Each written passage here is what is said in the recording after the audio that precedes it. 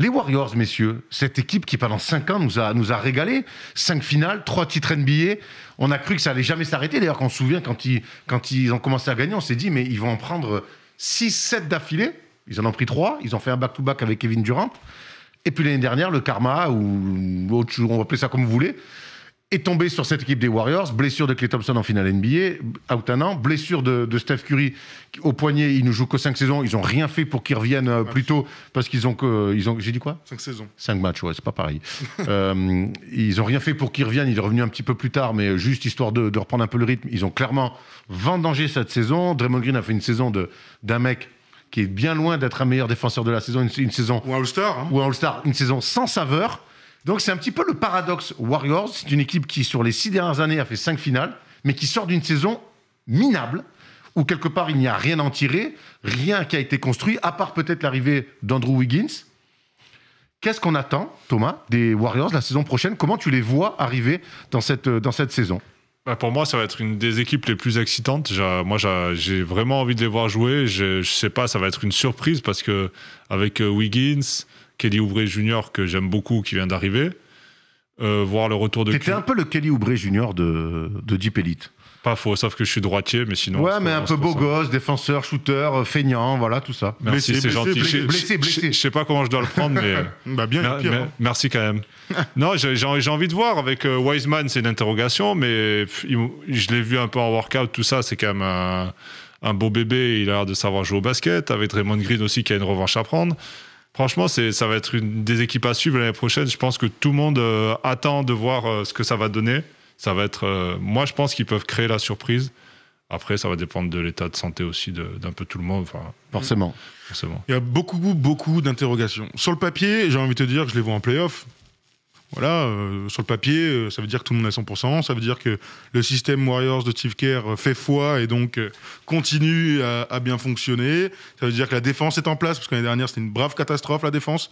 Ça veut dire que James Wiseman, sans dire que c'est un pivot titulaire de NBA, apporte de la verticalité, du physique et s'inscrit bien dans le collectif. Alors il ne sera pas tout seul, hein, parce qu'il y a notre pote Kevin Looney qui est là, il y a Marcus Chris qui fait quelques bonnes choses sans dire que c'est incroyable. Mais voilà, c'est toujours intéressant d'avoir ce type de profil à l'intérieur. En fait, le truc des Warriors, c'est que je les ai pas vus jouer depuis tellement longtemps que j'ai du mal à me projeter et je les ai pas vus jouer tous à 100%, sachant qu'il manque 2 mecs qu'on voyait avec les Warriors, donc KD et Klay Thompson, depuis, tu parlais des titres, des 3 derniers titres, enfin 3 dernières finales plutôt. Donc voilà, Draymond Green va être très important, parce que Draymond Green est à 100%, en tout cas là, il est RPT, il rate le début du training camp, on comprend pas, il y a une histoire de Covid. Bref, peut-être que vous l'avez dans le chat, mais il y avait... Les Warriors ont communiqué en disant qu'il y avait 2 joueurs qui rateraient le début du training camp, parce qu'ils avaient le Covid. Et on imagine que c'est lui. Donc les rumeurs disent que c'est Draymond Green et James Wiseman. D'accord, c'est les rumeurs. Mais donc voilà, il faut qu'ils prennent le temps. Le début de saison, c'est pas non plus la course. Il faut qu'ils mettent en place des choses. Les Jordan Poole, les machins, là, ils ont pris Brad Wanamaker derrière, un bon backup, lui-même un bon backup à Steph Curry. Mais les interrogations sur les physiques, sur le jeu déployé, elles sont énormes. Oui et non. Oui et non, parce que la culture, messieurs, la culture de la gagne. Cette équipe, n'oublions pas que sur les 6 dernières années, c'est une équipe qui a gagné beaucoup de matchs, avec un coach quand même qui a des idées, avec un double MVP. Il reste qui de ces gagnants ? Ouais. Très bien, bonne question. Mais il reste en tout cas une culture, et une culture qui finalement, c'était hier. Les Warriors, certes, les choses ont changé. Je ne te dis pas qu'ils seront champions la saison prochaine. Mais un Draymond Green amène une culture quelque part de la gagne et par son attitude. Et je crois énormément en ce duo, déjà avec James Wiseman. Je trouve que c'est le parfait mec qu'il fallait à James Wiseman pour qu'il évolue, pour que déjà défensivement il ait un impact. Et donc souvenez-vous de ces défenses collectives des Warriors à l'époque, parce qu'on louait énormément leur jeu sans ballon et leur jeu de passe, mais défensivement c'était tellement carré dans les rotations et dans les choix défensifs. Draymond Green, déjà, sans parler qu'il remet des paniers, s'il retrouve cet impact défensif avec un James Wiseman, ce profil qu'ils n'ont finalement jamais eu, ou avec McGee, qu'ils utilisaient très peu de verticalité, déjà défensivement, tu peux asseoir quelque chose. On a parlé de Steph Curry tout à l'heure, je crois quand même, je suis persuadé que ce mec-là peut pas, à 32 ans, rentrer dans le rang comme Thomas avait peur, comme la crainte de Thomas.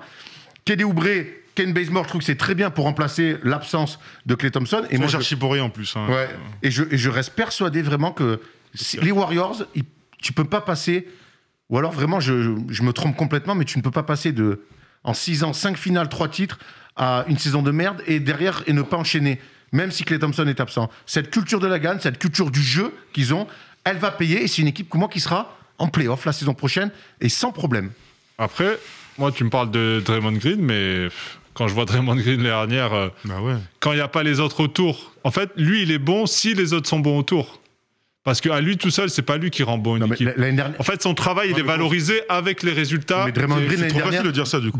On a toujours dit Draymond Green, si tu le mets pas aux Warriors, et je partage assez cet avis, hein, si tu l'avais mis dans une équipe très moyenne, il aurait peut-être jamais fait carrière, je pense. Jamal Green, voilà, ou peut-être même jamais fait carrière. Ouais. Et encore, je pense que Jamal Green peut jouer dans toutes les franchises, ce que ne peut pas faire Draymond Green. Oui, bon. Il n'empêche qu'il est tombé chez les Warriors, où il est tombé au parfait endroit. Donc moi, l'année prochaine, je vois pas comment. L'année dernière, il peut pas jouer. L'année dernière, il pouvait rien faire, Draymond Green. Oui, bien sûr, c'est ce que je dis tout le temps, mais je suis d'accord avec toi. Si l'équipe tourne et tout, bien sûr qu'il va leur apporter cette rage de vaincre. C'est un guerrier, ils en ont besoin. Ils ont besoin d'un méchant parce qu'il y a que des nice guys. Donc bien sûr qu'il va servir. Après, moi, je me pose la question aussi du coaching. Parce qu'ils ont joué d'une certaine manière, avec Klay Thompson, qui est un des meilleurs joueurs dans la ligue sans ballon, qui tourne autour des écrans, qui crée des espaces, ils l'ont plus. Donc, est-ce qu'ils vont garder ce même style de jeu avec Wiggins et Oubre, qui sont pas ce genre de joueurs? Moi, je me pose la question, est-ce que Kerr va se renouveler, va trouver d'autres solutions? Ça aussi, j'ai bien envie de voir. Moi, je suis tout à fait d'accord avec ça. C'est-à-dire que l'année dernière, quand on parlait de Curry MVP, c'était dans l'optique où Stephen Curry redevienne bien plus meneur que ce qu'il avait été avec les autres. C'est-à-dire qu'il a beaucoup joué deuxième arrière, et Draymond Green qui portait la balle poste haut et qui remontait la balle et tout. Moi, j'ai envie que Steph Curry, avec ce qu'il y a dans l'équipe, redevienne un meneur de jeu plus classique, un meneur de jeu scoreur, donc jouer beaucoup de pick and roll. Il est tellement fort sur pick and roll, il offre tellement de... on parlait de polarité tout à l'heure, c'est l'attraction ultime, Stephen Curry, donc à partir du moment où il a la balle dans les mains, la meilleure chose à faire, c'est de lui poser un pick ou le laisser jouer un contre un et qu'il fasse un peu sa tambouille. Ça veut dire qu'il est à 100%, ça veut dire qu'il est prêt mentalement à accepter le défi de tous les soirs, parce qu'ils vont tous vouloir se le faire, comme depuis des années. Mais avant, il y avait toujours une passe à l'opposé, où le gars allait marquer, c'était Klay Thompson ou KD. Ah ouais, c'est un peu facile. Là, aujourd'hui, il va falloir qu'il amène des mecs avec lui. Draymond Green est là pour lui, effectivement. Mais Andrew Wiggins et Kelly Oubre, eux, ils ont besoin d'avoir des leaders mentaux pour les amener et espérer gagner des matchs. Et ça, je trouve qu'il y a quand même des interrogations là-dessus. Kelly Oubre et Andrew Wiggins, ils ont des qualités claires. Ils ont un potentiel, mais ils n'ont jamais été dans les équipes qui gagnaient des matchs. Ouais, tout à fait. Donc, moi, ça reste des interrogations de ouf. Je dis pas que j'y crois pas, je dis qu'on a le temps de voir. Est-ce que le cas Andrew Wiggins est assez intéressant. Est-ce qu'Andrew Wiggins, où on a enfin compris que ça serait pas le joueur que tout le monde espérait en sortie de fac et quand il est drafté, est-ce que Andrew Wiggins, dans un rôle de poste 2-3, il a montré de belles choses avec les Warriors? On a envie d'y croire. Est-ce que ça peut être la parfaite association autour de Steph Curry, ce joueur talentueux, mais qui n'a clairement pas les épaules pour être un numéro 1? Moi, j'ai envie d'un Andrew Wiggins à 20 points, 19-20 points, 8 rebonds, de la défense, des actions un peu d'éclat. Voilà, enfin, ils l'ont dit quand ils l'ont recruté, voilà, la pression n'est plus sur ses épaules. Ils avaient dit la pression est sur Curry et Thompson. Bon, Thompson n'est plus là. Mais moi, je crois en lui dans un rôle, comme tu dis, pour aider, pour faciliter Curry à performer, comme un peu dans le même rôle que Kelly Oubre Jr. Je pense que même s'ils n'ont pas les mêmes... Il est plus scoreur quand même, hein. Qui Wiggins. Ouais, mais je pense qu'il peut progresser encore. Je pense que ça peut être une bonne surprise dans le jeu des Warriors. Oubre, il va amener de l'énergie, il a du talent, il progresse d'année en année. Mais Wiggins, moi, je pense que vraiment, ça peut le faire là-bas. Il change d'air, il a des choses à prouver et peut-être qu'il va s'enlever un peu de pression aussi. Et il ne faut pas qu'on attende de lui 30 points par match. Ça, on a oublié. Mais voilà, un joueur à côté de lui, 20 points, 8 rebonds, de la défense, de l'énergie, quelques tomards sur les gueules. Il faut le responsabiliser en fait. Il faut que... Oui, Erwan ? Bien, j'ai envie de te faire un clin d'œil. Ah, il m'a fait... Andrew Wiggins doit se mettre dans la tête qu'il est le lieutenant et l'option 2 offensive de ces Warriors, et il va falloir le responsabiliser en défense. Et tu vois, par exemple, Draymond Green, qui a priori n'est plus le Draymond Green d'il y a 2 ans, c'est pas grave, eh bien je pense qu'il va falloir qu'il qu'il conditionne Andrew Wiggins à être le chien défensif, un méchant, le mec qui va éteindre le gars en face. Si c'est un meneur, c'est un meneur. Il a tellement de monde sur son poste, donc les postes ailiers, on le dit tout le temps, mais les LeBron, KD, Kawhi, ça reste George, un athlète incroyable. C'est un athlète incroyable. C'est encore un jeune joueur qui est pas fini. Il faut qu'ils arrivent à le formater pour que ce soit ce chien défensif et qu'ils le mettent dans les bonnes conditions en attaque, dans ses zones de confiance. Donc pas que de la dribble-eye, un peu de post-up, qu'on lui mette quelques systèmes où on lui fasse confiance sur du tir externe et qui s'y mettent en fait. Et je crois que c'est un travail qu'ils ont déjà commencé avec lui la saison dernière et ils en étaient plutôt contents. Un qui n'est pas spécialement content, ou en tout cas positif, c'est Morgan qui ne croit pas spécialement à ses Warriors la saison prochaine. Salut à toi Morgan. Salut tout le monde. Salut. Alors dis-nous, alors toi on m'a dit on m'a susurré dans l'oreille que tu n'étais pas spécialement emballé par ces Warriors 2.0 la saison prochaine. Bah non, parce qu'on a des absences de taille entre guillemets avec Klay Thompson, vous en avez déjà beaucoup parlé. On va voir un petit peu ce remplacement qui est fait par Oubre ou par Wiggins. J'aimerais bien voir un 5, surtout en défense, parce que Wiggins ça défend pas du tout. Alors ça n'a pas défendu depuis qu'il est arrivé dans la ligue. Et surtout on a vu que Bob Myers, il apprécie de faire des changements pendant la trade deadline. Il a quand même transféré Russell alors qu'on y pensait un petit peu. Russell, pourquoi pas être une traction avec Curry et Thompson. Au final il a été transféré contre Wiggins. Le projet maintenant il a même pas 6 mois, donc il faut voir un petit peu comment ça va se passer. On va voir, mais en tout cas la plus grosse interrogation, moi, ça se passe autour de Wiseman, parce que on est dans une culture de la gagne, et là, il est jeune, en fait, il est très jeune, donc il faut voir comment il va être intégré, quoi.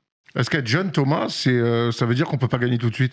Non, parce qu'il est entouré. De toute façon, pour l'instant, on va lui demander quoi? Poser des écrans, rouler, rattraper des alley-oops, surtout en défense, contrer, courir. Apparemment, c'est toutes les qualités qu'il a.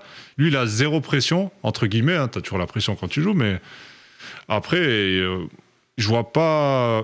Je pense que ça va marcher à Wiseman et voilà, comme je dis, là, il a zéro pression, il a pas, on attend plus Curry, Wiggins, tout ça. Lui, il passe quand même derrière après eux, je pense, au niveau du statut, pour l'instant en tout cas. Et après, pour en revenir à ce que tu disais tout à l'heure, ça va passer par Draymond Green. Je pense que c'est à lui de les rendre méchants, de les tirer vers le haut. On y croit vraiment? Tu crois, toi, Erwan? Je sais que tu l'adores, mais tu crois encore à Draymond Green niveau All-Star, parce que c'est ce qu'il a été, hein? Non, niveau All-Star, non, il sera pas All-Star. Par contre, je crois vraiment qu'il peut ramener cette rage de vaincre chez les Warriors. L'année dernière, je pense qu'il a vécu une année catastrophique. Il a lâché l'affaire. On va pas se mentir. Moi, ils ont tanké en vrai. Ouais, ils ont tanké. Alors, lui, il a lâché l'affaire, mais peut-être qu'aussi il y avait des consignes en haut lieu, mais il a lâché l'affaire. Et ce mec-là, quand je vois comment il s'est construit, comme il a gagné sa place chez les Warriors, l'impact qu'il a eu sur les grands moments de playoff avec ses Warriors, je le vois pas l'année prochaine redevenir être le joueur lambda que tout le monde imagine. Ne serait-ce que par le discours, et c'est pour ça que je crois beaucoup en James Wiseman avec Draymond Green, c'est parce que dans le discours, quand tu as un mec, et tu as peut-être connu ça Thomas dans ta carrière, quand tu as un vétéran qui a gagné, qui te parle tous les jours à l'entraînement, qui est derrière ton dos, il te fait gagner un temps, il te fait gagner du temps.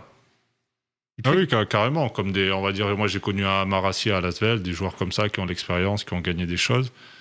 Et moi, je suis tout à fait d'accord que Draymond Green, au milieu de tous ces jeunes, c'est limite le gars parfait, je pense, parce qu'il va rien leur laisser passer à l'entraînement. Il a le respect, puisqu'il a quand même 3 titres, c'est un All-Star, tout ça, donc il a prouvé. Il a une grande bouche.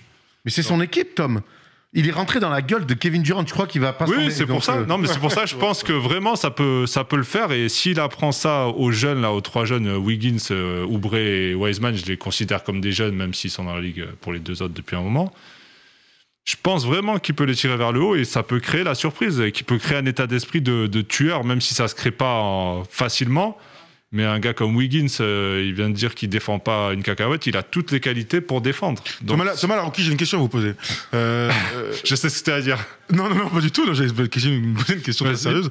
Est-ce que pour mettre des abonnés à l'entraînement, ne rien laisser passer, tout ça là, tout ce qui nous paraît évident pour Draymond Green, faut pas être bon sur le terrain pour pouvoir se permettre? Mais il a que 30 ans. Il va pas être si cata que ça, quoi. Je comprends pas. Il faut, mais lui va jouer à son niveau.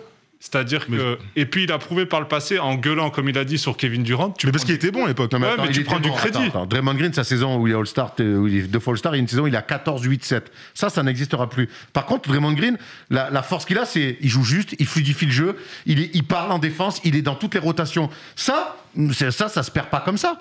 J'espère. Ça, c'est un mec qui a un QI basket qui sait où mettre la balle pour que ça se passe bien. C'est pas un mec qui vit sur une adresse, sur un dribble, sur de la vitesse. Donc ça, pour moi, il va pouvoir. Je parlais de la crédibilité vis-à-vis des jeunes parce que vous connaissez aussi. Gros, il est chez lui. Il est chez lui. Il est chez lui. C'est chez lui les Warriors. Et moi, je connais aussi des jeunes qui. Même si le gars, c'est un ancien, enfin, Samir Nasri, William Gallas. Ouais, oui, entre autres, c'est Samir Nasri qui s'assoit dans le bus à la place de Thierry Henry aussi, par exemple. Non, mais si James Wiseman, et on espère qu'il vient avec des qualités mentales pour s'imposer au plus haut niveau, donc d'écouter ce que vont lui dire des. C'est des jeunes gentils qu'il y a, c'est pas des jeunes méchants. Moi, je dis que quand ton gars là, ton vétéran, il vient, il te gueule dessus, et en fait, à l'entraînement, tu te rends compte rapidement qu'il est pas ouf. Sans dire qu'il est nul. Non, mais tu vois, c'est juste ma question. Le seul truc pour valider ça, là où je te rejoins, c'est les victoires. Il va falloir que ça gagne. Morgan, t'attends quoi de James Wiseman la saison prochaine? Vous avez déjà donné quelques éléments. Vous avez dit qu'il récupère les rebonds, des pick and roll, etc. Il faut voir aussi comment ça se passe avec Curry, l'intégration qu'il a avec Curry. Je pense que c'est le plus important parce que Curry, on le sait, c'est un meneur scoreur, mais aussi un meneur gestionnaire. Il sait le faire. Un peu comme dans la trempe de Lillard, on a parlé tout à l'heure, comme ton MVP probable. Mais il est dans ce genre de jeu où il peut vraiment donner le ballon à Wiseman quand il est chaud, quand il a de la confiance. Et Wiseman, il a des qualités qu'il a montrées en université. C'est pour ça qu'il est quand même deuxième de draft. Il a fait 3 matchs en université. Ça suffit. Il a fait moins de matchs que Steph Curry. Ouais, c'est ça. Mais il a des qualités. J'ai joué plus de matchs en Pro B que James Wiseman à NCAA. C'est te dire comme quoi. Ouais, mais au moins, s'il est quand même piqué deuxième, c'est qu'ils ont vu son potentiel et qu'en même temps, en pivot, est-ce qu'il y avait vraiment meilleur à la draft? Voilà. Donc, en tout cas, Wiseman, je l'attends comme.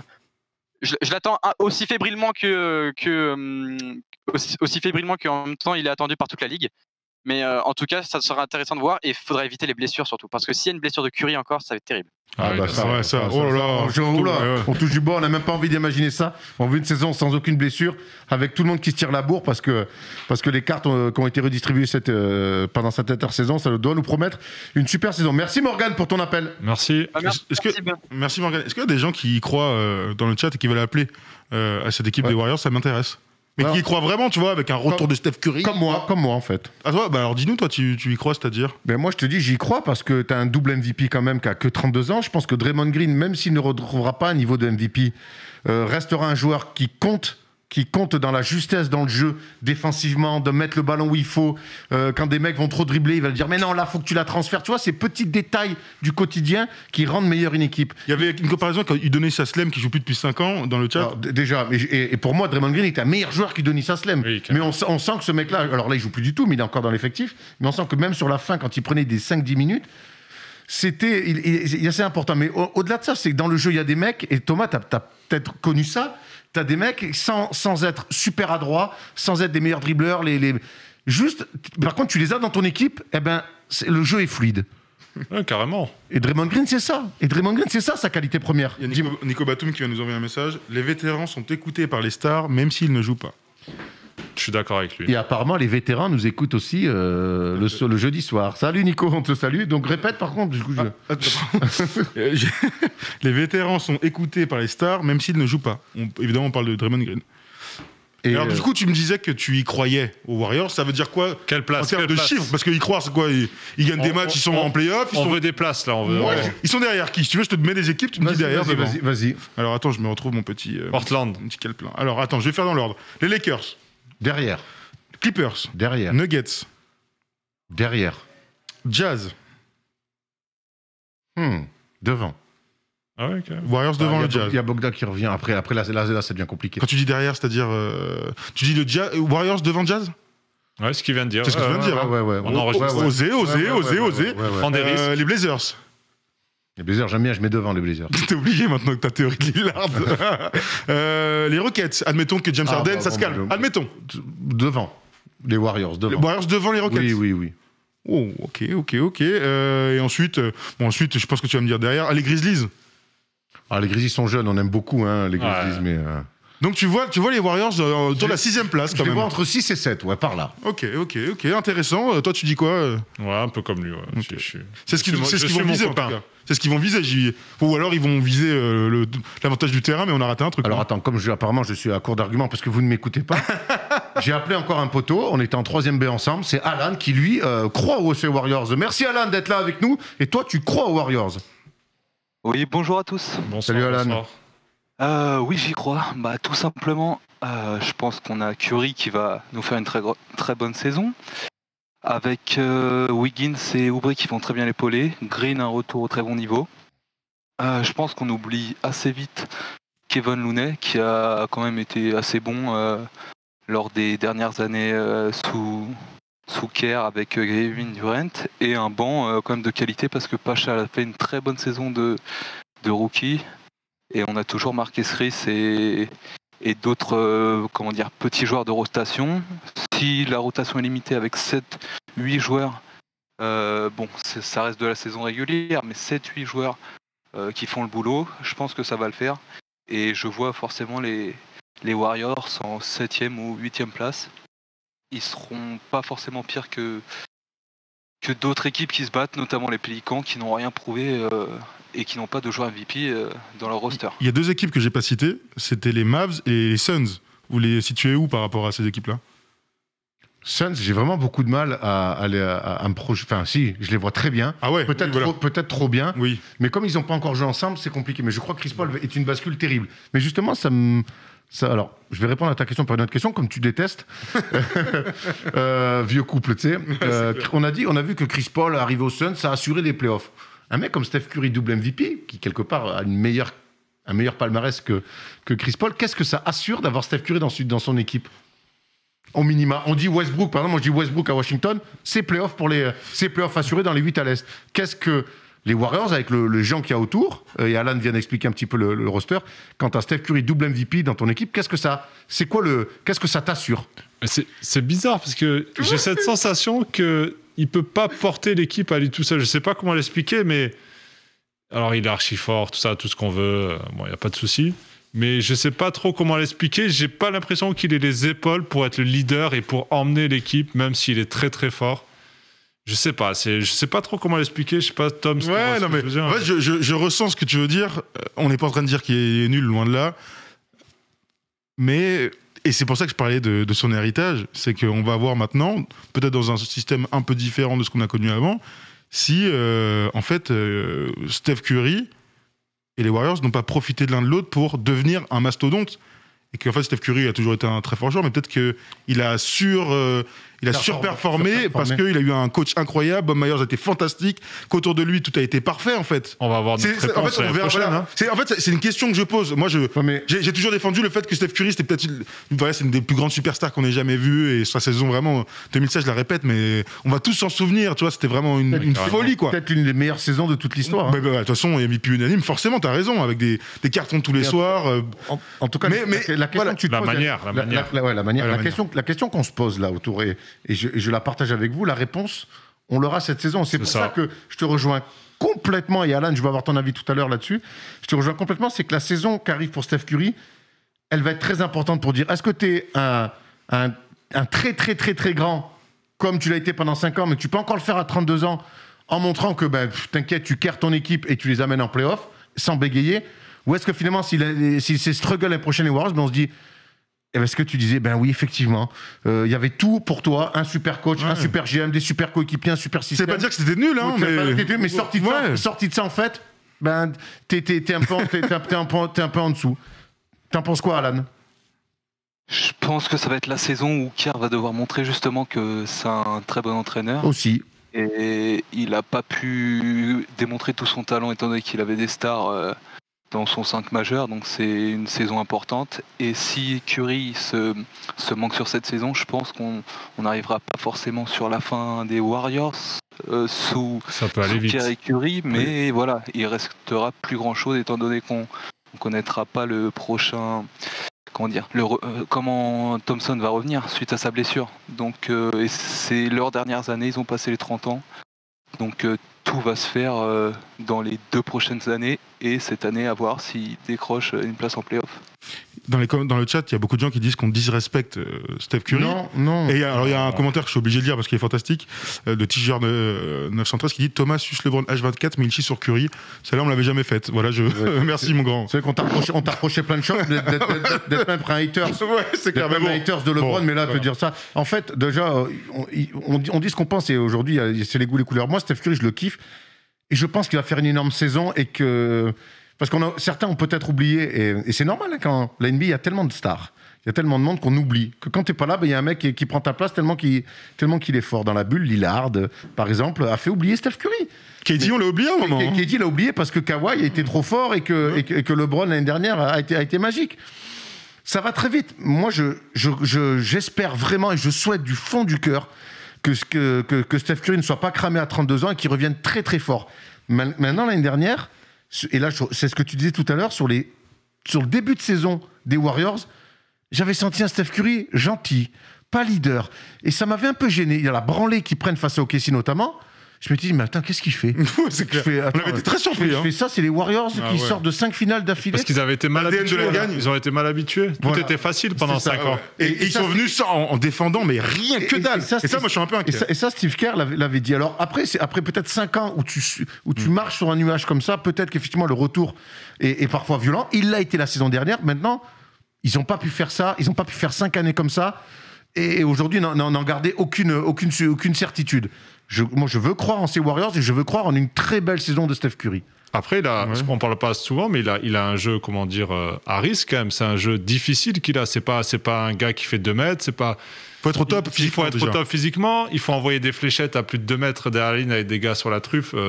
Tu le fais pas tous les soirs. Quand il pénètre, il tombe à chaque fois. Il se fait bousculer. Il a vraiment un jeu un peu éprouvant, pardon. Donc, avec un coffre relativement normal. C'est pas non plus relativement normal. Faire ça tous les soirs, voilà. Tous les paniers qu'il met, c'est assez dur. Il a jamais de shoot facile où il va toujours se les chercher. Et ça, ce qu'il va être capable de le répéter. À voir.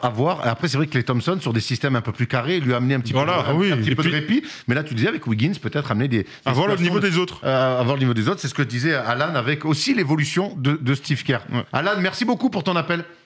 Pas de soucis, merci à vous et bonne fin d'émission. Ah, parfait. Donc voilà. Est-ce qu'on a fait le tour sur les Warriors?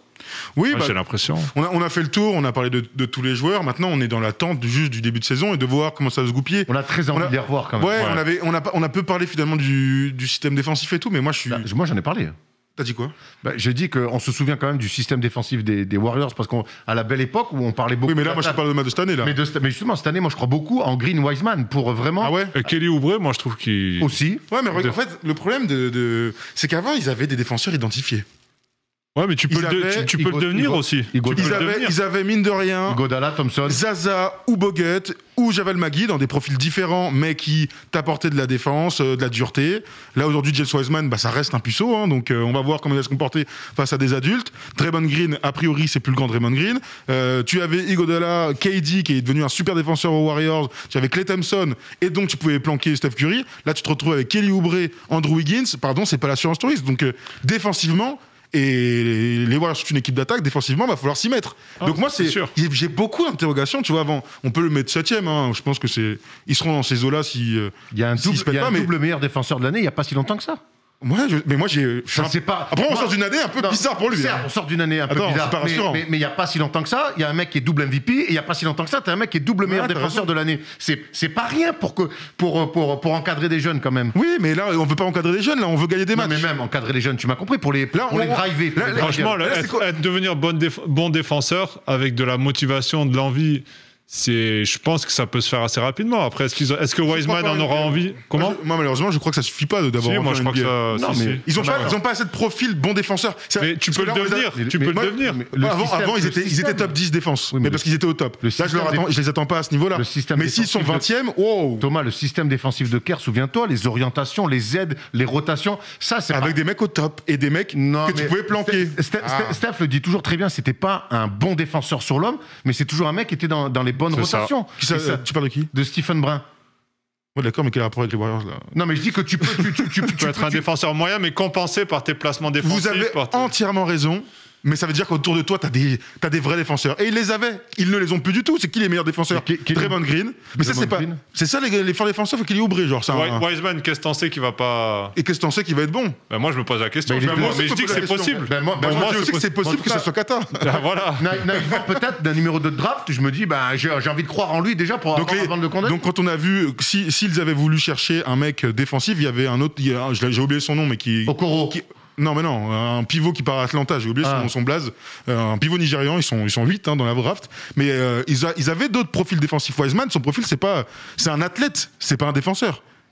Donc moi, c'est pour ça que la défense, et avant, sans disrespect Curry, j'espère qu'il va être à 30 points par match, mais défensivement, il y a un échelon. Wiseman, on l'a pas assez vu en NCAA pour savoir s'il a le profil ou pas défensif. Si, non, mais tu connais les profils des mecs quand même. C'est un athlète, c'est pas un défenseur, c'est pas pareil.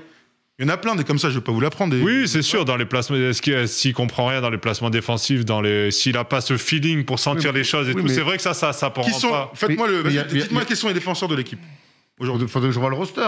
Je te le donne, le roster. Ken Bazemore n'est pas un défenseur. Okongwu, merci pour le pivot de Atlanta. Je vous donne, si vous voulez, le roster. Stephen Curry, Andrew Wiggins, Kelly Oubre, Draymond Green, Jess Wiseman, Brad Wanamaker, Jordan Poole, Damian Lee, Kent Bazemore, Toscano Anderson, Eric Paschal, Marquis Chris, Kevin Looney. Non, mais écoute, alors, je vais le redire. Évidemment, ça ne sera pas les Bad Boys de Détroit. Très bien. C'est pas ce que leur demande. Mais par contre, faut arrêter de croire que les mecs où il n'y a pas de défenseurs puristes, comme tu peux avoir des profils à la Kawhi ou Paul George. Moi, je me souviens quand même que les Warriors aussi, le système, alors certes, Iguodala magnifié ça, mais le système défensif avec des principes et un aboyeur, il y a un mec qui place, qui compense les trous comme Draymond Green. Ben ça peut faire une défense correcte. Et quand en attaque, t'as un double MVP, et t'as des... Tu m'as énervé là, Tom. Non, mais pas du tout. Non, mais en fait, vraiment... Wiggins, c'est un mec qui met des pantons.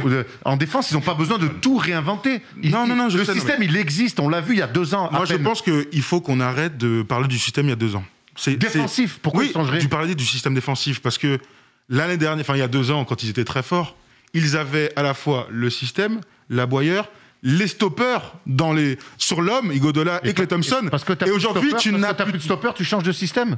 Bah non, mais donc tu vas être beaucoup moins fort en défense. Mais quand je dis beaucoup moins fort en défense. Qu'est-ce que t'attends de défensivement, un top 3 ? Mais non, mais s'ils veulent gagner des matchs, il va falloir qu'ils défendent. Et je suis très inquiet de ce côté-là. Eh ben, écoute, oui, d'accord. On aura notre réponse très prochainement. Tout à fait. Restez connectés. Ils vont gagner 140 à 136 et je vais me mettre de la merde. En tout cas, j'entends tes inquiétudes là-dessus. Oui. En tout cas, moi, je te dis, je pars toujours du principe qu'une équipe qui a gagné, qui a une culture de la gagne. Et ça s'est vu avec Miami l'année dernière, alors qu'il n'y a plus de joueurs, mais Spoelstra, Patralier. Quand dans une franchise, tu as une culture de la gagne, tu fais gagner du temps à des équipes. Les Knicks, ils n'ont plus de culture de la gagne, ils ne gagnent plus un match, ils n'ont rien à mettre en place. Cette culture... Bon, il y a le contre-exemple de Chicago, tu vois, mais Chicago, ça fait quand même Jordan, ça fait un petit bout de temps.